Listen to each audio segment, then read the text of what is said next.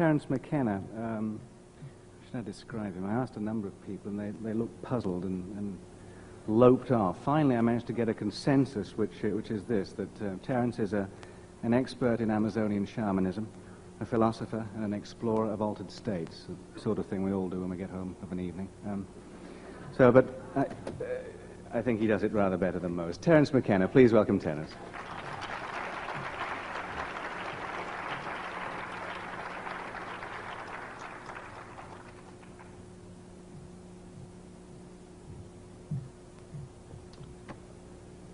Well, I'm aware of how late in the day it is, and I know some of you must be double parked, so I'll make this as succinct as possible. This morning's discussion caused me to wonder how much we would understand about electricity if our method of studying it was to stand on the tops of high hills and wait to be struck by lightning. It seems to me that's sort of the position that we're in vis-a-vis the UFOs. We have no real theory. We have conjectures. We have fiercely defended hypotheses, but we have very little that is concrete to go on. It's almost as though the issue of the UFO were an onion, and as we peel the layers of the onion, we discover when we get to the center that there is nothing there whatsoever left. It reminds me that if you cross an onion with a UFO, what you get is a flying saucer that brings tears to your eyes. And so what I would like to do is, just based on the notes I took today, to review what the options available to us are in terms of trying to get some kind of intellectual handle on this phenomenon, and I'll move through them rather quickly. One possibility that I suppose is now out of fashion because it wasn't mentioned here today, other than what Jacques said about ball lightning and plasmas, is that the UFOs are somehow natural phenomena, perhaps piezoelectric forces that have an ability to interact with the delicate electrochemical machinery of the human nervous system to create an impression of hallucination or visitation or abduction. That's one possibility. The more serious contenders, as explanations, I think, fall into three categories. Is it us? Are we being visited? Or is there another tenant in the building that we are unaware of? And my own feeling about this tends to vacillate. I have had contact experiences. I have seen a UFO very close. I have met with entities from other dimensions, and it has not impelled me to take a strong position. I've paid very close attention when these experiences were happening to me, and there always seem to be loose ends that argue against whatever hypothesis seems currently most attractive. And though Jacques didn't mention it today, I recall in his book, The Invisible College, he stressed the absurdity that seems to attend the contact experience, that if the contactee will truly tell the unvarnished truth, then there will be elements in the story which will make the contactee look like a moron.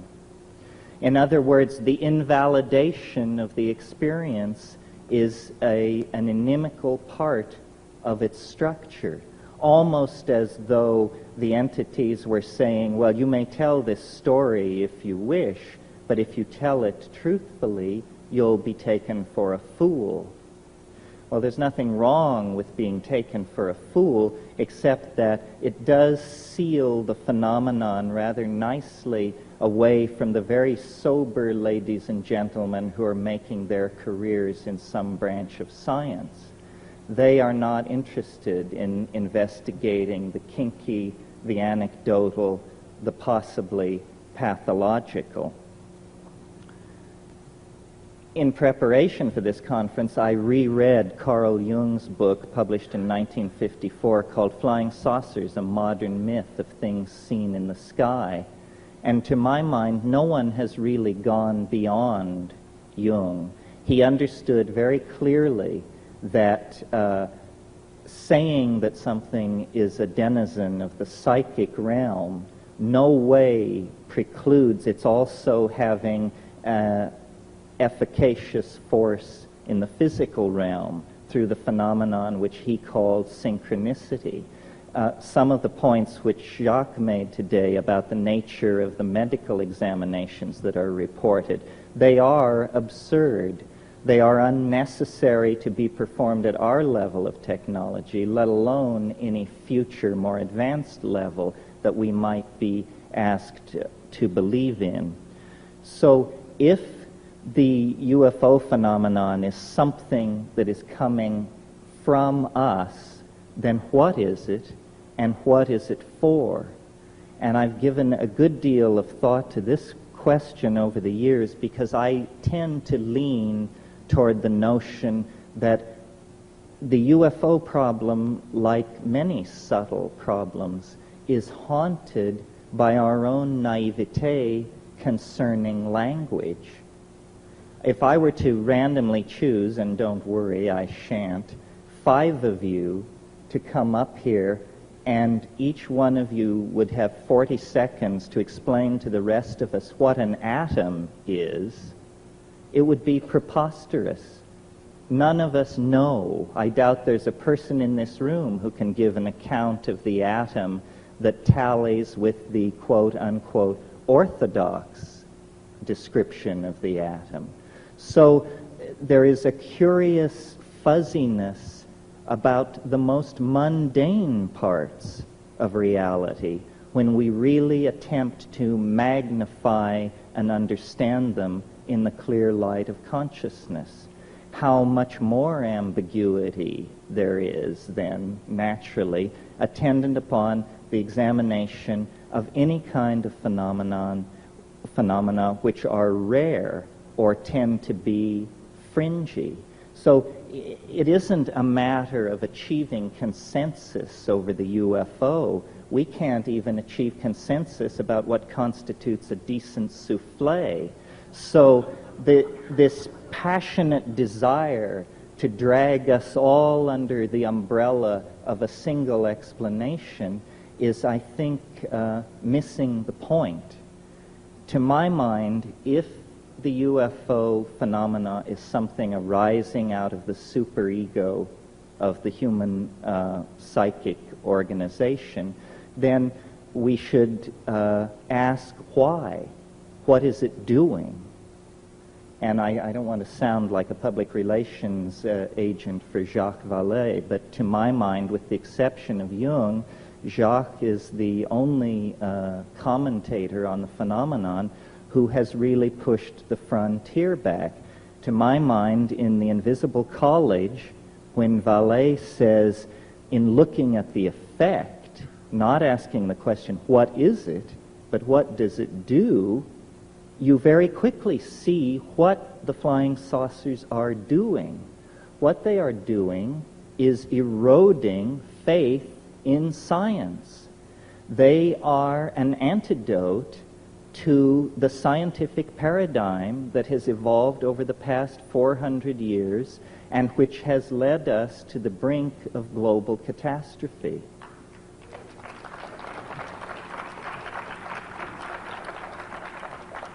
So the notion being developed here is that within the structure of the human psyche, there is something like a governor, something like a monitoring circuit, which when a society begins to evolve in a pathological or lethal direction, phenomena can be induced not by the egos of men and women, not by their institutions, but by the overmind, the collectivity of the human species. Phenomena can be induced which are so corrosive to the ideologies currently in place that their underpinnings are cut away, their validity is called into question, and their programs for social development and control are invalidated and destroyed. Now, a perfect example of this is the rise of infant Christianity. If you'll cast your mind back to the situation in the early years of the Christian era, and imagine the mentality of a Roman aristocrat, a person of power in Roman society. Their physics is drawn from democracy and atomism. In other words, they are thoroughgoing materialists. Their social theory is drawn from Epictetus and Plato. They are, in fact, extremely modern people by our own standards. However, among the gardeners and kitchen help and stable boys, there is news of a momentous event in the Middle East. A Jewish rabbi has triumphed over death and risen after 3 days in the tomb. Should the master of a Roman household have caught wind of this kind of superstitious talk among the help, he would have just dismissed it with a sneer. What a preposterous idea. And it is a preposterous idea. Nevertheless, the fact that an idea is preposterous has never held it back from making zealous converts. And within 120 years after the Annunciation of the birth of Christianity, its missionaries were beating on the gates of Rome, attempting to convert the emperor. Now, I see a similar situation in the modern context, that rationalism, scientific technology, which began and came out of the scholasticism of the Middle Ages and the quite legitimate wish to glorify God through an appreciation of His natural world, turned into a kind of demonic pact, a kind of descent into the underworld, a nekeia, if you will, leading to the present cultural and political impasse that involves massive stockpiles of atomic weapons, huge propagandized populations cut off from any knowledge of their real histories, male-dominated organizations plying their message of lethal destruction and inevitable historical advance. And into this situation comes suddenly an anomaly, something which cannot be explained. I believe that that is the purpose of the UFO, to inject uncertainty into the male-dominated, paternalistic, rational, solar myth under which we are suffering.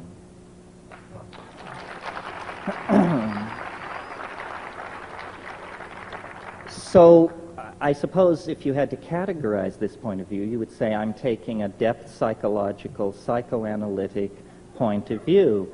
What I'm saying is that the UFO is nothing more than an assertion of herself by the goddess into history, saying to science and paternalistically governed and driven organizations, you have gone far enough. We are going to turn the world upside down. Your science is going to be shown up for what it is, nothing more than a pleasant metaphor usefully extrapolated into the production of toys for healthy children. That's what science is good for. It is not some meta-theory at whose feet every point of view from astrology to acupressure to channeling need be laid to have the hand of science announce thumbs up or thumbs down.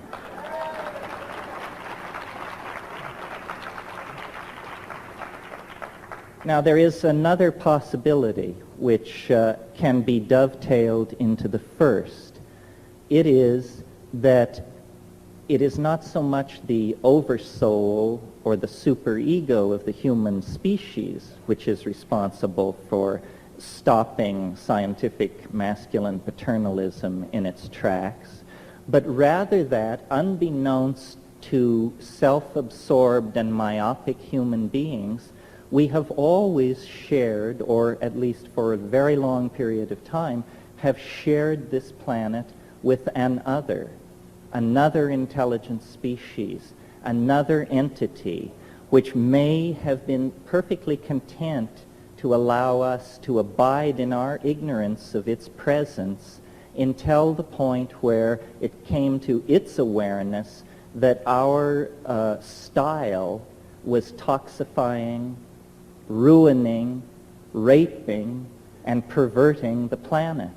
And at that point, this thing springs into action with similar end results as the previous scenario, the invocation of the superego. It's astonishing to me that in the 45 years that the UFO, are we being visited question has been kicked around, I have never seen in any UFO book or publication the suggestion made that if we believe we are being visited by organic, intelligent life forms from some other dimension or place in the galaxy, then we should very, very thoroughly examine the ecology of this planet for traces of its presence.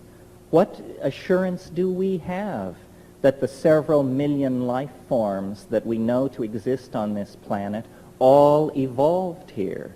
Do we have any assurance? There are ways to gain that assurance by doing comparative DNA sequencing and this sort of thing. Some of you may know my own position, or one of my positions, which is that plants and fungi containing psychoactive compounds are extremely viable candidates for extraterrestrial intruders into the environment of this planet.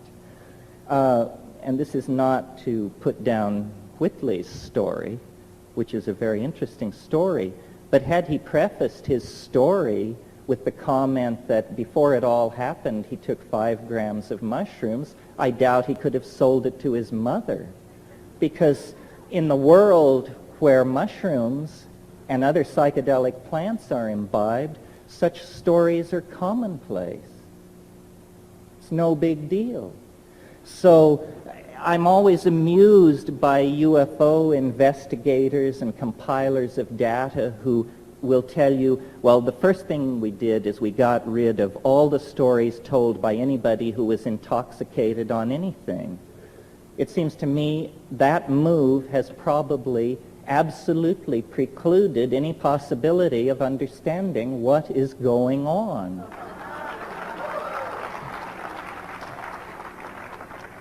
You see, culture is something that we wear like clothes, and we're very much at ease with culture. Our mind is very much at ease with culture, and we gather the language of a given culture around us. Culture is the mind unperturbed. When a shaman or an ecstatic visionary goes into the wilderness and through ordeal or yogic practice or breath control or the taking of a psychoactive substance perturbs the mind, then we see what the mind is out naked, undressed from the clothing of language and convention. That's why I've made this point over and over again. There will not be a serious discussion of the origin of UFOs, or for that matter, of the nature of consciousness itself, until we leave the utterly culture-bound, provincial, and hick-like attitude that science has foisted on us about perturbing the mind. Without the use of psychedelic substances, I think solving the UFO dilemma is going to be as thankless a task as attempting to understand the nature of the universe without availing yourself of the use of a telescope. It is simply tying our hands behind our backs. Now, there is a third possibility, which is the one that is the more commonly entertained notion, which is simply that we are being observed by intelligent life forms that evolved somewhere else in the galaxy. They have quarantined our planet to keep us from being agitated by their presence, and they will eventually reveal themselves. I find this an extremely odious notion, especially the part about how much chaos there will be if the truth is ever revealed. This is nothing more than the reassertion of masculine paternalism, its right to keep secrets from the rest of us, its belief that there is a privileged all-male class of people who can be let in on what's really going on, and the rest of us, poor dears, have to be shielded from these tremendously shocking facts. I discussed this once with an entity, and it said to me, well, you know, we've disguised ourselves as an extraterrestrial invasion so as to not alarm people with what's really going on. We're getting close to the end, folks.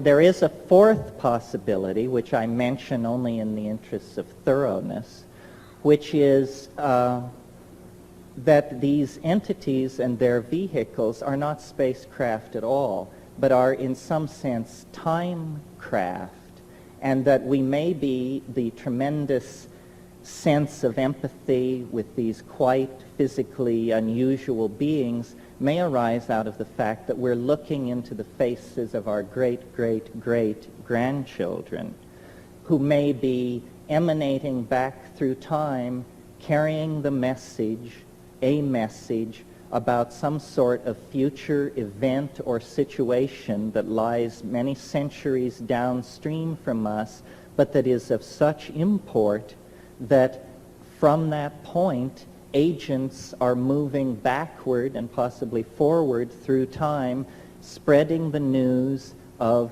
some kind of mode shift. This doesn't seem to me to be impossible. However, based on my own experience, which is what I think this thing really comes down to, because what we have in the UFO issue is an official position supported by scientists, whether they be Neanderthal right-wingers or doctrinaire Marxists or whatever, a conspiracy of consensus against the personal experiences of individual human beings who are told, well, what you're saying happened to you can't have happened. You are insane, you are mentally ill, you are mistaken. So what we really have here is a political issue. Which do you believe? Your perceptions, memories, and expectations aided by your intellect, or some kind of utterly abstract, official, doctrinaire, sexist philosophy laid on from above? So I think really what the saucers do, if you accept their presence, is they empower us. They empower us to see science for the shell game that it is, to see the past 400 years of Western culture for the pathetic narrowing of the spectrum of allowable phenomena that it is, to the point where people think that if you can't bang on something with a hammer, it isn't real, which to me is just wild talk. I can't even imagine where that kind of thing is coming from. So I think, and I'll just leave you with this final thought, that in lieu of the repression, and it is a repression throughout this century, of legitimately available ways of exploring the modalities of consciousness, and by that I mean psychoactive compounds, the repression of those compounds and their use by science has created a neurotic energy dynamic in the mass psyche, and the mass psyche has begun to hallucinate because the destiny of human beings is to live in the imagination in the hands of the goddess.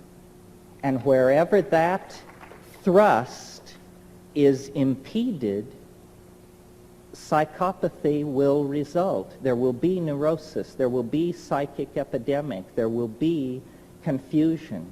So I believe that until we form a resolution to conduct an unfettered and mature exploration of the human psychology using all the tools available to us, that the skies of Earth will continue to be haunted by flying saucers. They will continue to be haunted by flying saucers and their denizens because they are symbols of our infantilism, of our sense of loss, of our incompleteness. And we can heal that breach by simply recognizing that the true mystery lies within us. The true mystery is in the mind, and its historical promise is the transformation of our society through the abandonment of reason as it has been narrowly defined by this extremely solar, masculine, paternalistic, materialistic legacy that we are the victims of. Well, I could talk for a long time, but I think that's it in a nutshell. Thank you. Thank you.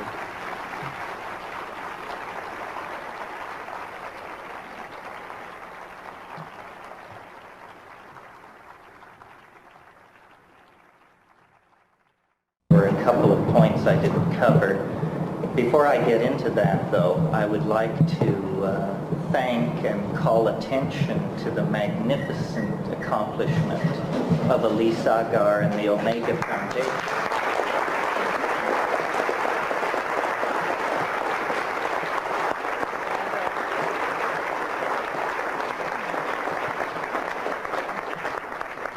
Elise and her people have done a tremendous job, and this is definitely the most glittering New Age event that I have ever had the privilege of attending. I said to someone, does the fact that the backdrops are beginning to look like the Russian Revolution mean we're making progress?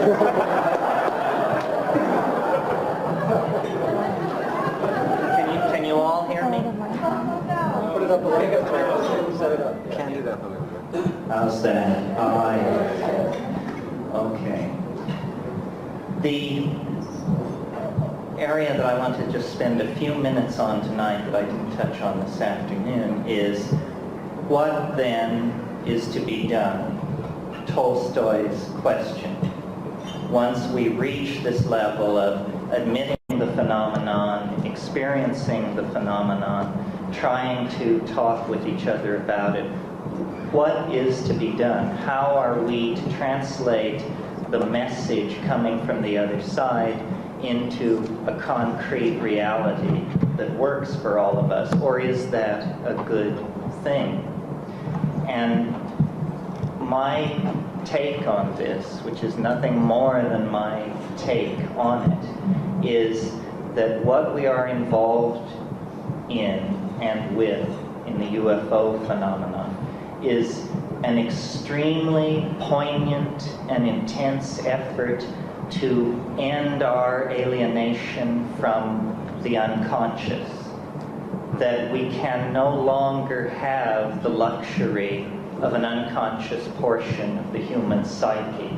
That is an artifact of the childhood of our species.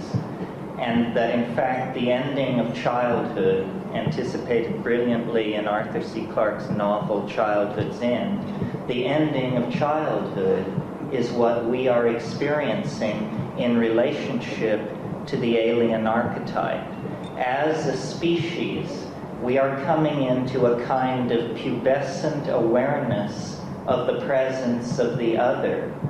Our childish historical concerns that were self-directed and self-indulgent no longer satisfy, and a deep kind of yearning has come upon the species, a yearning for the confirmation of the presence of an other. In the same way that an adolescent child becomes aware of and develops an extremely intense, highly charged, and ambivalent attitude toward the opposite sex. I think we are discovering in our own psychic structure the potential, the possibility of a relationship with an intelligent species outside ourselves. And this raises for us all the tensions, all the issues that accompany an adolescent love affair. How are we to eliminate the human unconscious and come into our birthright as fully conscious, enlightened beings? What is to be done?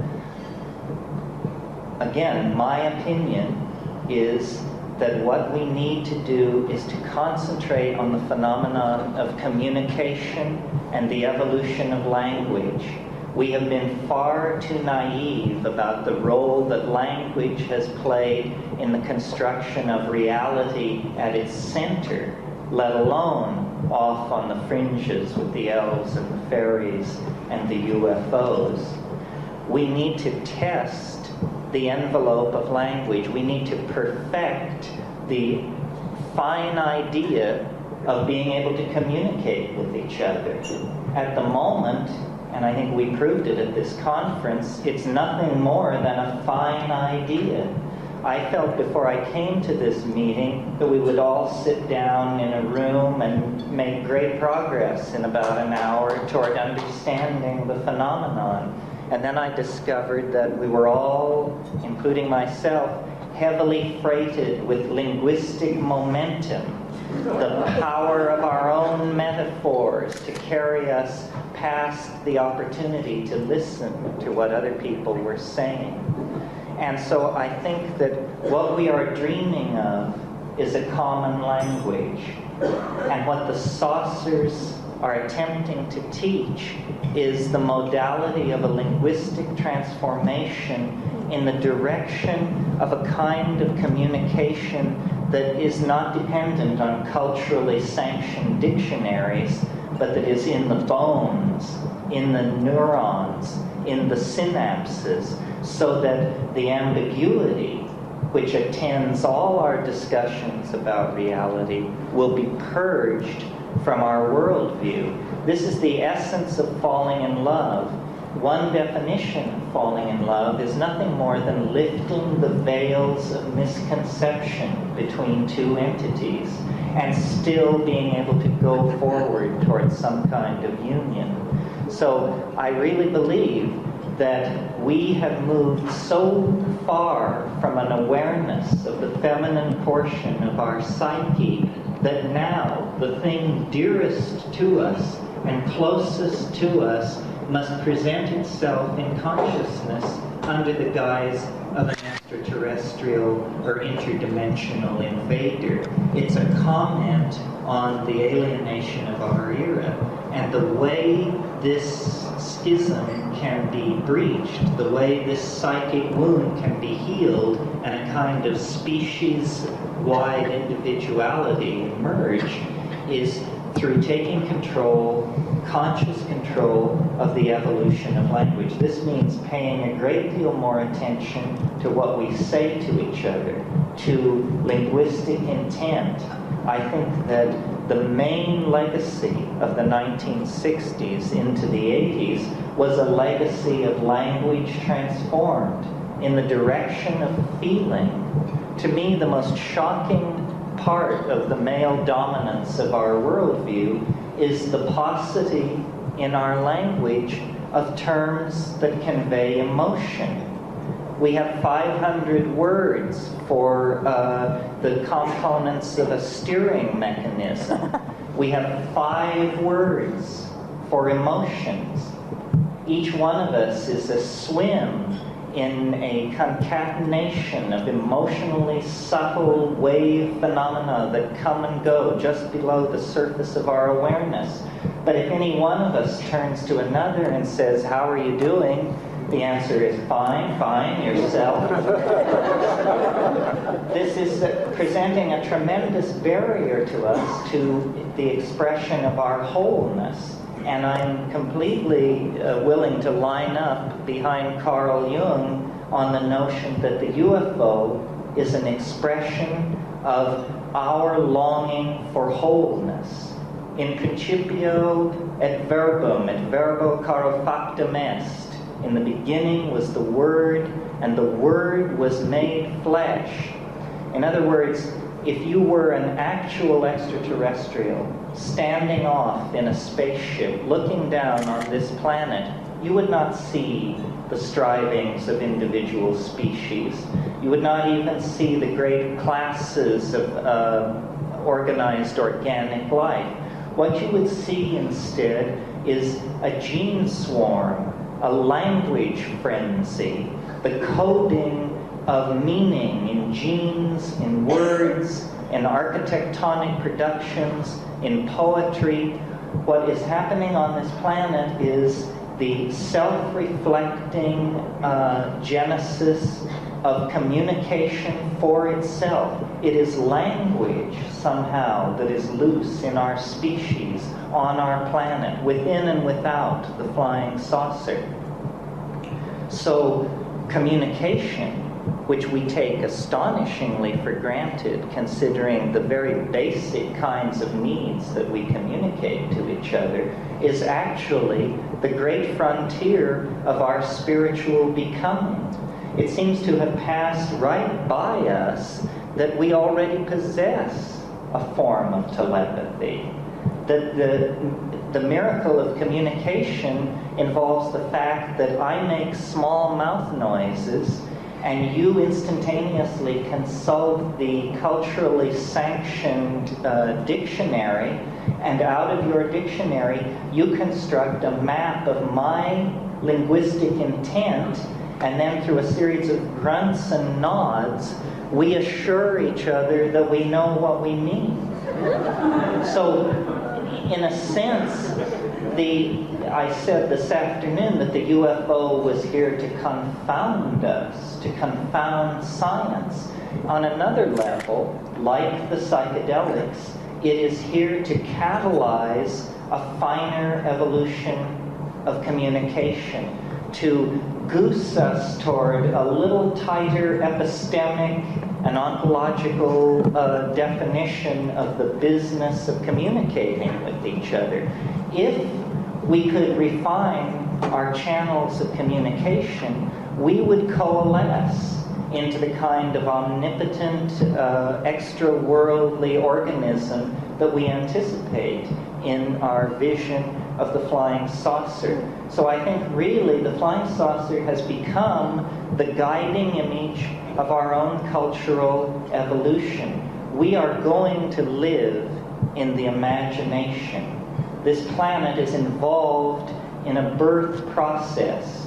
There is nothing unnatural about what is going on this planet, and there is nothing unnatural or inappropriate about us.